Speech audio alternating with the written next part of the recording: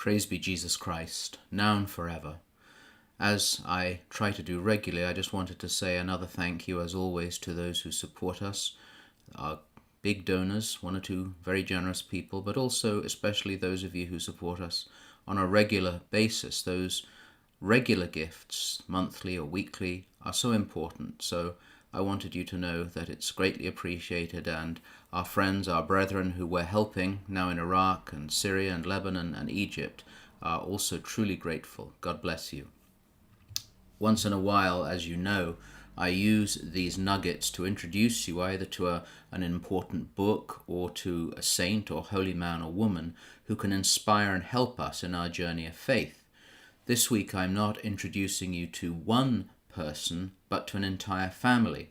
You may or may not know that this last Sunday, September the 10th, an entire family was beatified in the small Polish village of Markowa.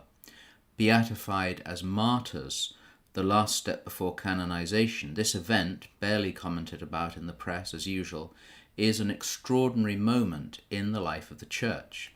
The Ulma family, Joseph, his wife Victoria, their 6 children, and the baby in Victoria's womb, are the first family in the history of the Church to be beatified as a family. Other families have been raised to the altar, but always as a part of a much larger group of martyrs, the Chinese or the Japanese martyrs, for example. It is truly an extraordinary moment, not only a faithful Catholic family who died because their Catholic faith and the practice of charity which led to their martyrdom, but the beatification of their unborn son, baptized, as the Church says, in blood, and who it appears was born as his mother was being murdered. Joseph and Victoria Ulma and their children farmed in the bucolic surroundings of the Polish countryside.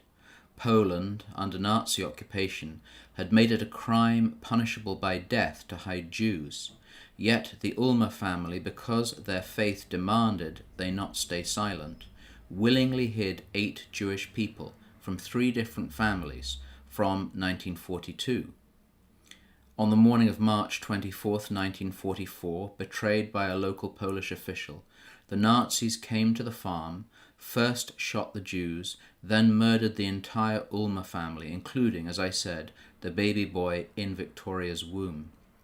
A beautiful and inspiring story, we might say, but why have they been beatified? As we know, the Church holds up particular men, women and children and raises them to the altar for 3 distinct reasons: for their intercession, for veneration, and as exemplars and models. They show us that sanctity and heroic virtue are possible in every time and even in the darkest of times.